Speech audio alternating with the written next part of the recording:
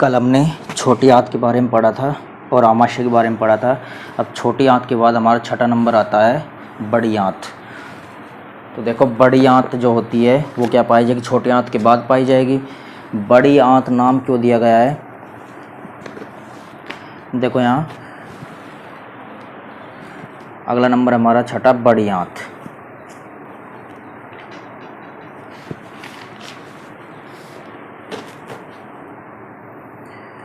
बड़ी आंत ध्यान रखना, बड़ी आंत नाम, इसके लंबाई तो कम होती है लेकिन इसका जो व्यास होता है, मतलब इसकी जो चौड़ाई होगी वो छोटी आंत की तुलना में ज़्यादा होती है। तो व्यास या चौड़ाई के या मोटाई के आधार पर ही, चौड़ाई के आधार पर ही ये नाम होते हैं बड़ी आंत और छोटी आंत।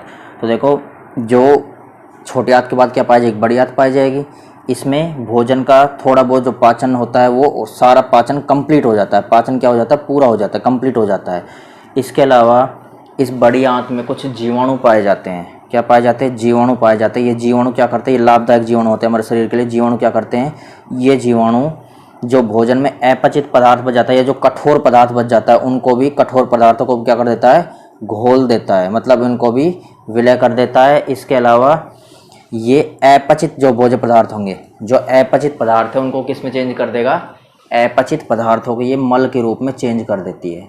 बड़ी आंत में जो अपचित पदार्थ है वो किस में चेंज हो जाएंगे, मल के रूप में चेंज हो जाएंगे। अपचित पदार्थ मल में चेंज हो जाएगा। उसके बाद जो बड़ी आंत होती है उसमें मान लो कि कुछ ग्लूकोज बच गया या फिर कुछ मात्रा में जल बच गया, तो ये हमारे शरीर के लिए आवश्यक होते हैं ग्लूकोज जल। तो कुछ मात्रा में जो ग्लूकोज और जल बचा है उसका भी पाचन किस में हो जाता है, उसका भी पाचन हो जाता है बड़ी आंत में ही, इनका पाचन हो जाता है। मतलब उसके बाद जो बचा कुचा अर्धपचित भोजन है वो पूर्णतः किस में चेंज हो जाएगा, मल में चेंज हो जाएगा। बड़ी आंत जो होती है उसके 3 भाग पाए जाते हैं। कौन कौन से भाग होते हैं, इसके 2 भाग पाए जाते हैं। पहला तो होता है सीकम और दूसरा होता है कोलन। सीकम और कोलन, सीकम को हिंदी में बोलते हैं अंधनाल और कोलन को बोलते हैं वेदांत्र। वेदांत्र वेदांत्र और सीकम और कोलम, अंधनाल और वेदांत्र, ये 2 भाग पाए जाते हैं बड़ी आंत के। उसके बाद हम देखते हैं कि जो हमारा पेट होता है उसमें नीचे की साइड कभी कभी दर्द होने लगता है। तो हमारे ध्यान देना, हमारा जो पेट होता है मतलब अंधनाल जो होगी, इसमें जो अंधनाल है इसका जो पहला भाग होता है उसके नीचे की साइड 4 से 5 इंच लंबा एक नलिकाकार संरचना पाई जाएगी। 4 से 5 इंच लंबी एक नलिकाकार संरचना पाई जाएगी। इसको क्या बोलते हैं, तुमने नाम भी सुना होगा अपेंडिक्स का। तो इसको बोला जाता है वर्मीफोर्म अपेंडिक्स। नाम सुना होगा सभी ने, अपेंडिक्स। अपेंडिक्स में दर्द होने लगता है ना पेट में, तो अपेंडिक्स में दर्द होता है, इसका ऑपरेशन भी करवाया जाता है, इसको हटाया जाता है। तो एक, या इसको हिंदी में क्या बोलते हैं, इसको हिंदी में बोला जाता है कृमि रूप परिशेषिका। कृमि रूप परिशेषिका हिंदी में बोला जाता है इसको। तो हमारा जो अंधनाल होता है उसमें नीचे की साइड 4 से 5 इंच लंबी एक नलिकाकार संरचना पाई जाती है जिसको वर्मीफोर अपेंडिक्स या कृमि रूप परिशेषिका बोला जाता है। ये हमारी पूरी बड़ी आंत है। दोबारा से देख लो पूरे को। देखो बड़ी आंत में क्या होता है कि बड़ी आंत में, बड़ी आंत की लंबाई तो कम होगी लेकिन इसकी चौड़ाई ज़्यादा होती है। चौड़ाई के आधार पर छोटी आंत और बड़ी आंत को बांटा गया है। इसके बाद सर्वाधिक पाचन और अवशोषण तो होता है छोटी आंत में, लेकिन उसके बाद जो थोड़ा बहुत पाचन बच रहा है वो पाचन पूरा हो जाए किसमें, बड़ी आंत में। बड़ी आंत में कुछ जीवाणु पाए जाते हैं जो हमारे शरीर में कठोर पदार्थ नहीं घुल पाते हैं, उनको भी घोलने का कार्य करता है। इसके अलावा बाद में अपचित भोजन बच जाएगा जिसको, जो किस में चेंज हो जाएगा, मल के रूप में चेंज हो जाएगा, अपशिष्ट पदार्थ हो जाएगा, मतलब अपशिष्ट पदार्थों में चेंज हो जाएगा। इसके अलावा हमारे शरीर में कुछ मात्रा में मान लो ग्लूकोज बच गया, जल बच गया, हमारे शरीर के लिए लाभदायक होते हैं, तो इनका भी पाचन किस में होता है, ग्लूकोज जल का पाचन किस में हो जाएगा, बड़ी आंत में हो जाएगा। बड़ी आंत के 2 भाग पाए जाते हैं, सीकम अंधनाल कोलन वेदांत्र। इस सीकम या अंधनाल के नीचे की साइड 4 से 5 इंच लंबी एक नलिकाकार संरचना पाई जाती है, मतलब एक अंग पाया जाता है 4 से 5 इंच लंबा नलिकाकार संरचना का, जिसको क्या बोलते हैं, वर्मीफोर अपेंडिक्स या कृमि रूप परिशेषिका बोला जाता है। ये हमारा पूरा है बड़ी आंत। तो देखो इसको,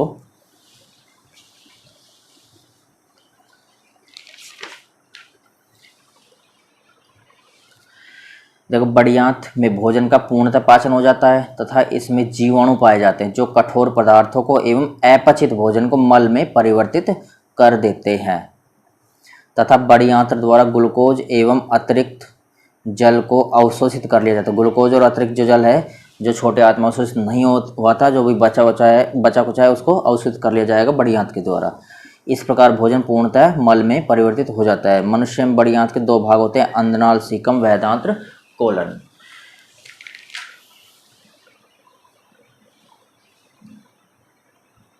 आगे देखो, अंधनाल के प्रथम भाग से थोड़ा नीचे भीतर की ओर 4 से 5 इंच लंबा नली के आकार का एक अंग निकला होता है जिसे क्या बोलते हैं, क्रमिरूप परिशेषिका या वर्मीफॉर्म अपेंडिक्स कहा जाता है। उसके बाद ये बड़ी आंत खत्म हो गया। मलाशय, मलाशय क्या होता है, देखो मलाशय क्या होगा, बड़ी आंत से जो भी अपशिष्ट पदार्थ है वो किस में जाएगा, मलाशय में जाएगा। तो हमारा 7वां जो भाग है वो होता है मलाशय। मलाशय में क्या होगा, बड़ी आंत से जो अपशिष्ट है या मल है वो बड़ी आंत से किस में जाता है, मलाशय में जाता है। उसके बाद मलाशय के बाद क्या आता है, मलद्वार। तो 8वां नंबर हमारा आता है मलद्वार।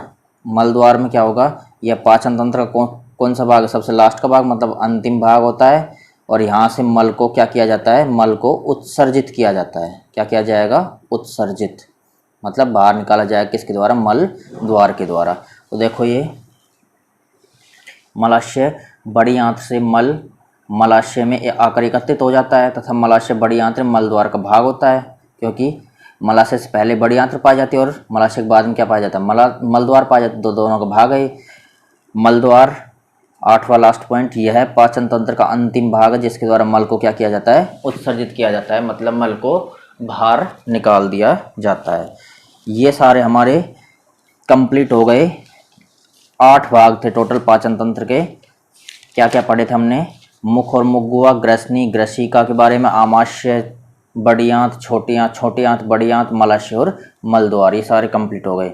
उसके बाद हमारा अगला टॉपिक है पाचन ग्रंथियाँ, पाचक ग्रंथियाँ बोलते इसको, पाचन ग्रंथियाँ या पाचक ग्रंथियाँ। तो पाचन ग्रंथियाँ क्या होती है, पाचन ग्रंथियाँ ऐसी ग्रंथियाँ जो भोजन के पाचन में सहायक होगी। पाचक ग्रंथियाँ क्या होती है, अगला टॉपिक हमारा क्या आएगा, पाचन ग्रंथियाँ या पाचक ग्रंथियां। पाचक ग्रंथियां, पाचन ग्रंथि क्या होगी, जो भोजन के पाचन में सहायक, भोजन के पाचन में सहायक होती है, उन ग्रंथियों क्या बोला जाता है, उन ग्रंथियों को बोला जाता है पाचक या पाचन ग्रंथियां।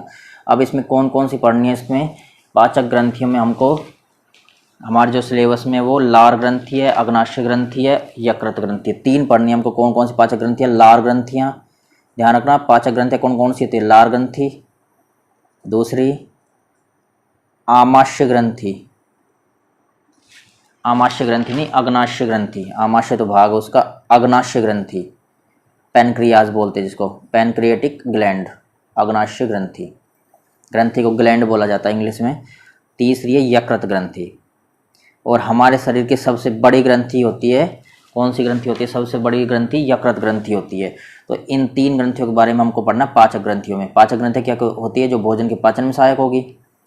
कौन कौन सी होती है, लार ग्रंथियाँ, लार ग्रंथियों में 3 भाग आएंगे आगे, अग्नाशय ग्रंथि, इसके बारे में पढ़ना है, इसमें भी कुछ भाग होते हैं, और यकृत ग्रंथि, इन तीनों के बारे में पढ़ना है। इनमें सबसे बड़ी ग्रंथि कौन सी होती है, सबसे बड़ी ग्रंथि होती है, हमारे शरीर की सबसे बड़ी ग्रंथि कौन सी होती है, यकृत ग्रंथि हमारे शरीर की सबसे बड़ी ग्रंथि होती है। इनके बारे में पढ़ेंगे कल अगले वीडियो में।